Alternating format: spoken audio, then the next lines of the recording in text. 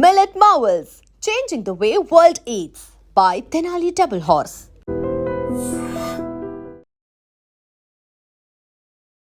Namaste, welcome to iDream Inside Politics with Kavita.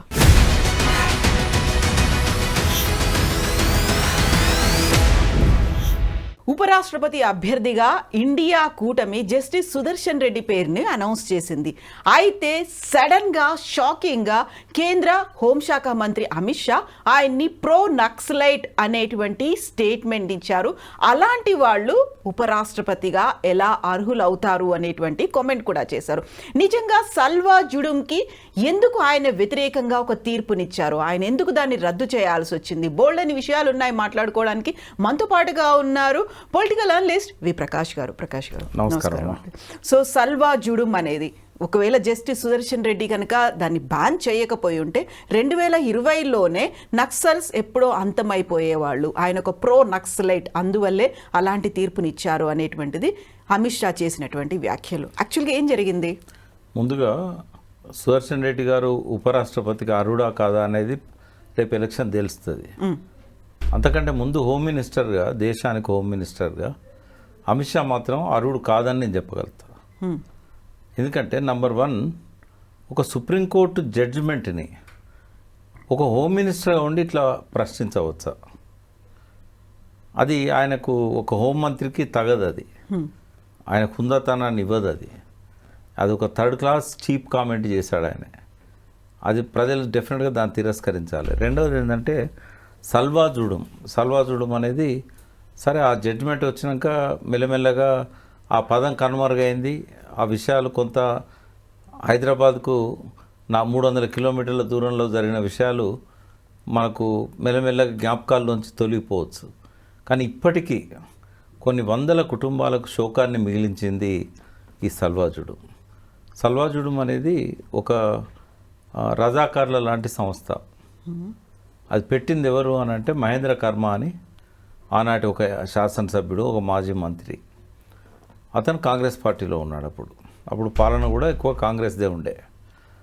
అయితే ఈ పోలీసులతో అయితలేదని చెప్పేసి నక్సలైట్లను అణిచివేయడం, పోలీసులతో కావట్లేదని చెప్పి తను వ్యక్తిగతంగా పగబట్టి, మహేంద్ర కర్మ అనేవాడు, ఆయన కూడా గిరిజనుడే, పగబట్టి ఈ ఆదివాసీలల్లో, గోండ్స్లలో, మన గుత్తికోయళ్ళల్లో, అక్కడున్న ఆదివాసీ ట్రైబ్స్లలో, బస్తరు, జగదల్పూర్, కాంకేర్ ఇట్లాంటి జిల్లాలలో, అంటే మనకు భద్రాచలం దాటినాక, కునవరం దాటినాక చింతూరు అని వస్తుంది. ఆ చింతూరుకు లెఫ్ట్కి పోతే మనకు కుంట అని ఉంటుంది. అక్కడ నుంచి ఛత్తీస్గఢ్ స్టార్ట్ అవుతుంది. ఆ ఏరియాలో ఈ సల్వా జుడుం వాళ్ళకు అంటే యూత్ని అంతా చేరదీసి వాళ్ళకు మంత్లీ ఇంత సాలరీ ఇస్తామని చెప్పి వాళ్ళకు విపరీతంగా మందు తాగిస్తూ, ఓపెన్గా ఆయుధాలు ఇచ్చి, ఈ పోలీస్ సపోర్ట్తోనే ఓపెన్గా తుపాకులు పట్టుకొని, వాడి గన్ లైసెన్స్ ఉండదు, వాడికి అర్హత కూడా లేదు తుపాకులు పట్టుకోవడానికి. అయితే అక్కడ ప్రభుత్వమే ఈ మహేంద్ర కర్మ ద్వారా తుపాకులు ఓపెన్గా వాళ్ళకి ఇచ్చి, బీహార్లో కదా మాఫియా, ఉత్తరప్రదేశ్, బీహార్ ఆ ఏరియాలో, చెంబల్ ఏరియాలో ఎట్లయితే గన్నులు పట్టుకొని తిరుగుతూ ఉంటారో అట్లా వీళ్ళకి గన్నులు ఇచ్చి, జీబులు ఇచ్చి, పోలీసులను వెంబడించి విపరీతంగా దారుణాలు చేయించారు. హత్యలు, మానభంగాలు, ఎవరు గుడిసెలు కాలబెట్టడము, తండాలు, గూడాలు కాలబెట్టడము. అంటే భారతదేశ స్వతంత్ర అనంతర చరిత్రలో 2 దారుణాలు జరిగినాయి. 2 కూడా ఛత్తీస్గఢ్లో జరిగినాయి. ఒకటేమో రాజభరణాలు ఇవ్వడానికంటే ముందే ఒక గుర్తించిన రాజును, ఛత్తీస్గఢ్ రాజును పోలీసులే కాల్చి చంపడం. రాజా ప్రవీర్ చంద్ బాంజ్దేవ్, కాకతీయుల వారసుడు, 1966లో ఆయన కోటలోకి పోయి, ఆయన ఇంట్లోకి పోయి, ఇంట్లో ఉన్నానని కాల్ చేశారు. ఇందిరాగాంధీ ఆధ్వర్యంలో ఉన్న ప్రభుత్వం. రెండవది సల్వా జుడుం పేరుతోని ఒక గుండా మాఫియాను ప్రభుత్వమే సృష్టించడం. అటువంటి సల్వా జుడుంను వాళ్ళు చేసిన అరాచకాలను అన్నింటినీ అరుంధతి రాయ్ లాంటి వాళ్ళు ప్రభుత్వం దృష్టికి తీసుకొచ్చినప్పుడు అట్లాగే పట్టించుకోలేదు. కేంద్ర ప్రభుత్వాలు పట్టించుకోలేదు, రాష్ట్ర ప్రభుత్వాలు పట్టించుకోలేదు. ఎందుకంటే వాళ్ళే చేస్తున్నారు కదా. నక్సలైట్ని ఎదుర్కొనే ధైర్యం లేక వీళ్ళతో చేయిస్తున్నారు. కొన్ని వందల మందిని బలి తీసుకున్నారు వాళ్ళు. కొంత డజన్ల మందిని రేపులు చేశారు. బయటకు వచ్చినవి తక్కువ, బయటికి రాని 100 రెట్లు ఎక్కువ ఉంటాయి. సో అటువంటి విధ్వంసక ముఠాను అధికారికంగా ప్రోత్సహిస్తుంటే సుప్రీంకోర్టులో పిటిషన్ వచ్చినప్పుడు సుదర్శన్ రెడ్డి గారు ఒక స్టేట్ హింస ఈ రకంగా చేయవచ్చా అని చెప్పి 4 చివాట్లు పెట్టి దాన్ని క్లోజ్ చేయించాడు. ఇది చేయకూడదని చెప్పేసి సీరియస్ ఆంక్షలు ప్రభుత్వం మీద విధించాడు. ఓ ల్యాండ్ మార్క్ జడ్జిమెంట్ ఇచ్చాడు. అది చాలా సాహసం కావాలి ఒక జడ్జి కూడా. ఆయన ఒక మానవతావాది మొదటి నుంచి కూడా. సుదర్శన్ రెడ్డి గారు తెలంగాణ బిడ్డ అయినందుకు అందరం గర్వపడతాం. ఎందుకంటే ఒక సోషలిస్టు, ఒక లోహియ ఐడియాలజీతోని పెరిగిన వ్యక్తి, అన్నిటికంటే మించి మానవతావాది. సో అటువంటి వ్యక్తి ఆయన ముందుకు ఆ పిటిషన్ వచ్చినప్పుడు ఒక జడ్జిగా ఎట్లా స్పందించాలనో అట్లనే స్పందించాడు. దాన్ని నక్సలైట్గా ఎట్లా ముద్రేస్తారమ్మా? ఆ నక్సలైట్ అయితే అడవిలో ఉండేవాడు, సుప్రీంకోర్టులో ఎందుకు ఉన్నాడు? అయినా ఆయన ఇచ్చిన ఒక జడ్జిమెంట్ను వీళ్ళు తప్పు పట్టవచ్చా? ప్రభుత్వంలో ఉన్న హోమ్ మినిస్టర్ ఆయన ఆక్రోశం అంతా ఏంటంటే అదానికి వేదాంత లాంటి కంపెనీలకు మాట ఇచ్చారు వాళ్ళు, వీళ్ళనంత తొందరగా అడవులను ఖాళీ చేసి మీకు అప్పచెప్తాం, మీరు దోచుకున్నంత దోచుకోండి, ఖనిజ సంపద కావాల్సినంత ఉంది, రోడ్లన్నీ వేస్తాం, మీకు అన్ని బాటలు పరుస్తామంటే ఆదివాసీ ప్రజలు అడ్డుకున్నారు. ఎందుకంటే అక్కడ వాళ్ళ సపోర్ట్ లేకుండా ఏ ఇండస్ట్రీ కానీ ఏ ఖనిజ సంపద దోచుకోవడానికి కానీ వీలు కాదు. గ్రామ సభల తీర్మానాలు కావాలి ఏం చేయాలన్నా కూడా. అది కానియకుండా నక్సలైట్స్ వాళ్ళను ఎడ్యుకేట్ చేశారు. ఎందుకంటే ఇవే జరిగితే కనుక మీ సంపద అంతా దోచుకొని పోతారు, మీరు మళ్ళీ ఎటు కాకుండా అయిపోతారు, గతంలో జరిగింది అదే అని చెప్పి వాళ్ళు ఎడ్యుకేట్ చేయడం వల్ల అక్కడ వాళ్ళు ఒక ప్యారలల్ గవర్నమెంటే నడిపారు.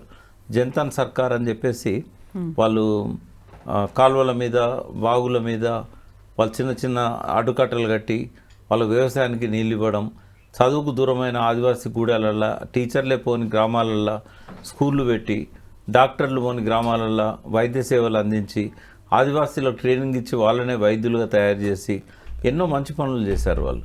అది జీర్ణించుకోలేని ఆ మహేంద్ర కర్మ ఈ సల్వాజుడం తయారు చేశాడు. దాన్ని సుదర్శన్ రెడ్డి గారు విచారణకు వచ్చినప్పుడు దాన్ని రద్దు చేయాలని చెప్పి సీరియస్గా దాని మీద కామెంట్స్ కూడా ప్రభుత్వాల మీద కూడా కామెంట్ చేశాడు ఆయన. 100% అది ల్యాండ్ మార్క్ జడ్జిమెంట్. భవిష్యత్తులో కూడా స్వతంత్ర భారతదేశంలో ఎవరు అటువంటి పనులు చేయకుండా నిరోధించే ఒక ల్యాండ్ మార్క్ జడ్జిమెంట్. అది ఎప్పటికీ గుర్తుండిపోతుంది. అదే మహేంద్ర కర్మన్ తర్వాత నక్సలైట్స్ ఒక బ్లాస్ట్లో చంపేశారు. ఆయనతో పాటుగా 10-15 మంది చనిపోయారు. అలా కొందరు ఎమ్మెల్యేలు కూడా ఉన్నారు. అయితే ఇప్పుడు అమాయకమైనటువంటి గిరిజన బిడ్డలు అక్కడ మావోయిస్టుల్లో చేరిపోతున్నారు, అక్కడ ప్రాణాలు పోతున్నారు, వాళ్ళని ఎడ్యుకేట్ చేయాల్సినటువంటి అవసరం ఉంది అనే కదా అలాంటి గిరిజనుల దగ్గర నుంచే సల్వాజుడుం అనేది ఏర్పడింది. వాళ్ళు ఆ పని చేయలేదా అక్కడ? సల్వాజుడుం లక్ష్యాలు ఏంటంటే గిరిజనులను భయభ్రాంతులకు గురి చేయాలి, రిక్రూట్మెంట్ కాకుండా ఆగాలి, నక్సలైట్ల పేరుతోని వాళ్ళకు సానుభూతి పరులుగా ఉన్న వాళ్ళని చంపేయాలి. అసలు నక్సలైట్లు వాళ్ళకి ఎన్నడూ కలవలేదు, వాళ్ళు ఎన్నడూ అసలు నక్సలైట్ దరిదాపుల్లో కూడా పోలే. ఎందుకంటే వాళ్ళు వీళ్ళని వేటాడిళ్ళు. వాళ్ళని ఏం చేసే ధైర్యం లేక అమాయక ప్రజల్ని కాన్సన్ట్రేటెడ్ క్యాంపులలో పెట్టి దారుణంగా చిత్రహింసలు చేస్తూ పోలీసులు ఒకరు 10 మంది ఉంటే వీళ్ళు 100 మంది. సేమ్ రజాకార్ల ఇన్సిడెంట్కి ఒక డూప్లికేట్ అనవచ్చు, మనం జిరాక్స్ అనవచ్చు. ఎందుకంటే రజాకార్ల దానిలో కూడా మా కాసిం రాజు దగ్గరకు వచ్చి మా ఊరు కాపాడడానికి ఈ కమ్యూనిస్టుల నుంచి మీరు రజాకారులను పంపమంటే ఆయన 10 మందిని పంపేది. వీళ్ళు 100 మంది వాళ్ళకు చేతులు కలిపి దారుణాలు చేసిందల్లా మన హిందూ రజాకారులు, దొరల గుండాలు, ఇదే బీసీ, ఎస్సీ, ఎస్టీ, రెడ్డి వర్గాలు, వెల్మ వర్గాలు ఈ అందరు ఉన్నారు. అలా ఒక కులం అని లేదు, ఒక ఇదని లేదు. వాళ్ళందరి పేర్లు కూడా రజాకార్ అని పడ్డది. రజాకార్ అంటే 10% కాసిం రజ్వాన్చర్లు, 90% ఈ గుండాలు. ఈ గుండాలలో ఈ కులం ఆ కులం అని ఏం లేదు. నాయకత్వం వహించేది మాత్రం అగ్రకులాలు, అందులో పాల్గొన్నది మాత్రం అన్ని కులాలు. ఇప్పుడు అమిత్ షా చేసినటువంటి కామెంట్లు అయితే సల్వాజుడుంని బ్యాన్ చేశాడు, దాంతోపాటుగా ఆయన ఒక ప్రో నక్సల్వాది. ఒకవేళ సల్వాజుడుం కనుక బ్యాన్ చేయకపోయి ఉంటే 2020లోనే నక్సల్స్ అంతమయ్యేది. ఇప్పుడు ఆపరేషన్ కగార్ చేపట్టి ఇప్పుడు ఇంత పెద్ద ఎత్తున మ్యాసివ్గా మేము జల్లెడ పట్టాల్సినటువంటి అవసరం ఉండకపోయేది అనే మాట.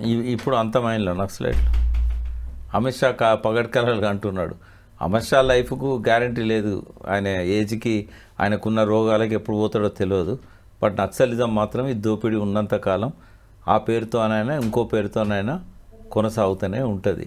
ఇవాళ అబుజ్మడ్లో జల్లెడబట్టి ఏం చేశారు వీళ్ళు? అమాయకులను చంపేశారు. అసలు నక్సలైట్లు ఒక 10% కూడా పోలేదు. 90% ఇంకా షెల్టర్ జోన్స్ తీసుకొని వాళ్ళు వేరు వేరు ప్రాంతాలకు వాళ్ళు ఎప్పుడో మైగ్రేట్ అయిపోయారు. వాళ్ళని ఏం చేయగలుగుతాడు ఈయన? ఒక దగ్గర తరిమితే ఇంకో దగ్గరికి వెళ్తారు.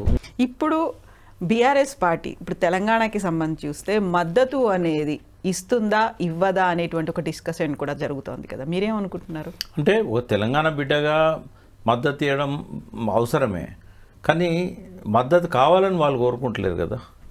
ఇప్పుడు ఉదాహరణకు సుదర్శన్ రెడ్డి గారే తన పేరును ప్రకటించాలన్నప్పుడు ఆయన చెప్పాల్సి ఉండే, మీరు ఒక్కరు ప్రకటించడం కాదు, ప్రతిపక్షాలు కూడా నన్ను ఓన్ చేసుకునేటట్టుగా వాళ్ళతో ముందు మాట్లాడి వాళ్ళు ఓకే అన్న తర్వాతనే మీరు నా పేరు అనౌన్స్ చేయండి.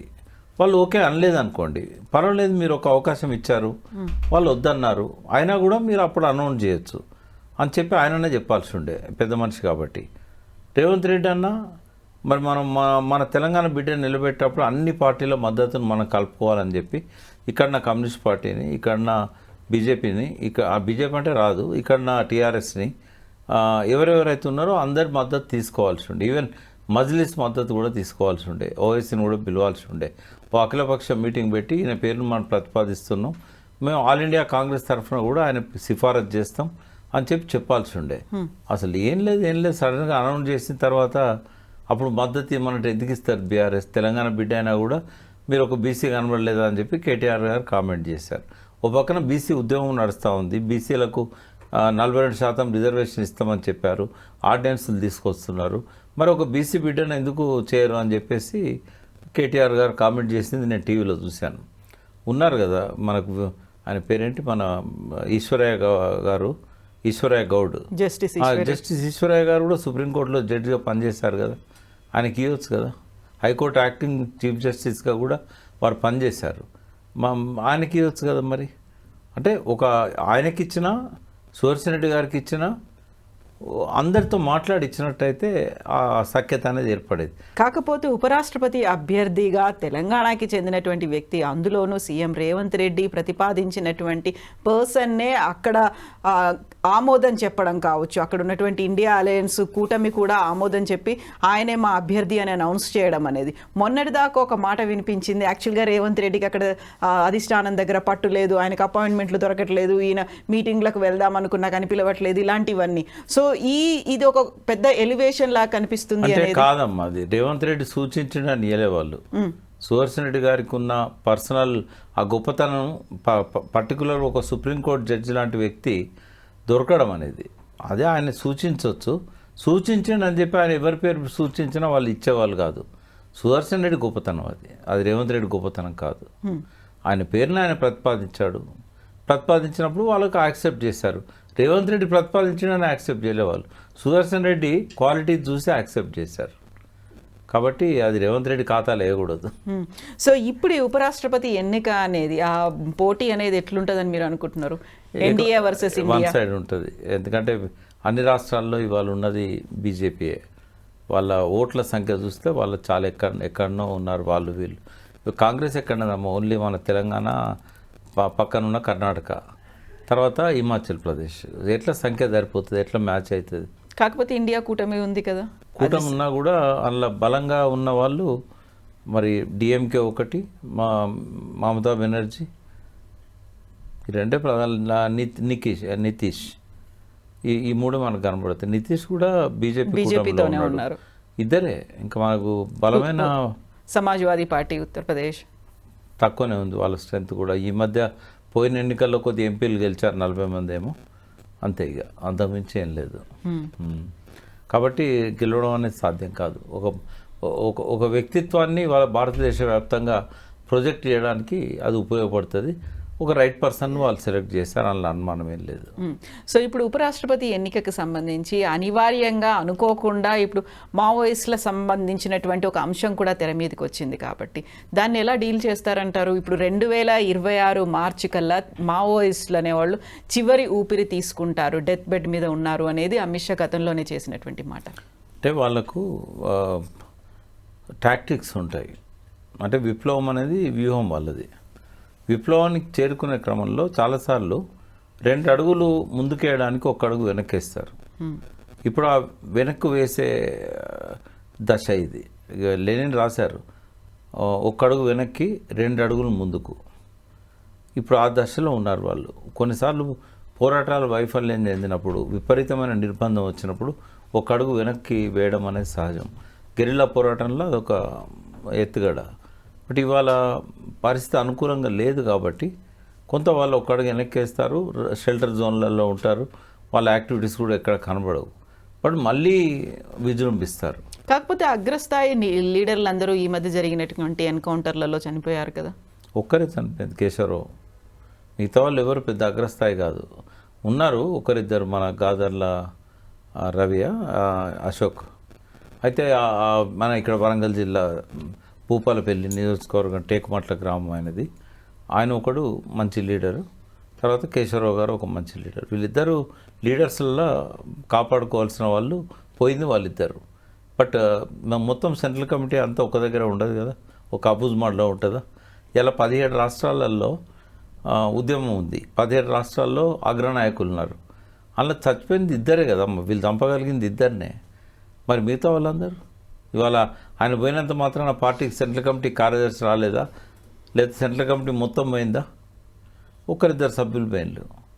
అట్లేం ఉండదు. వాళ్ళు చాలా పకడ్బందీ వ్యూహంతో ఉంటారు. 4 అంచెల వ్యూహం ఉంటుంది, 4 లెవెల్లో లీడర్షిప్ ఉంటుంది, 4 లెవెల్స్లో. ఏం కాదు అది. ఒక 1 year 2 years కొద్ది సెట్ బ్యాక్ వస్తుంది, మళ్ళీ వాళ్ళు తిరిగి విజృంభిస్తారు. ఇంకో పేరుతో, ఇంకొక డిమాండ్స్తో ఇట్లా కూడా రావచ్చు వాళ్ళు. ఈ నక్సల్ ఎట్లా అంటే వేటాడతాను కాబట్టి ఇంకో రూపంలో వస్తారు, కానీ వాళ్ళు పోవడం అనేది జరగదు. Yes, Prakash garu. Thank you so much. Thank you. And don't forget to subscribe to iDream. And for more videos, Please subscribe to iDream. Please subscribe to iDream. Please subscribe iDream. And please subscribe to iDream. For more videos, subscribe to iDream. please like, share and subscribe to the channel. Congratulations, iDream. Subscribe to iDream. Subscribe to iDream. So subscribe to iDream Media. iDream ki iDream team andarki huge congratulations. Please subscribe iDream Media. Please subscribe to iDream. Subscribe iDream. Please subscribe to iDream. iDream అంటే నా కళల ఛానల్ను subscribe చేసుకున్న నోరు తిరుగుతలేదు, మీరైతే గంట గుర్తు కొట్టండి. For more such videos, please subscribe to iDream. Subscribe to iDream. Please subscribe to iDream. Please subscribe iDream Media. Please do subscribe to iDream. Please subscribe to iDream Media. For best entertainment and information, please subscribe iDream.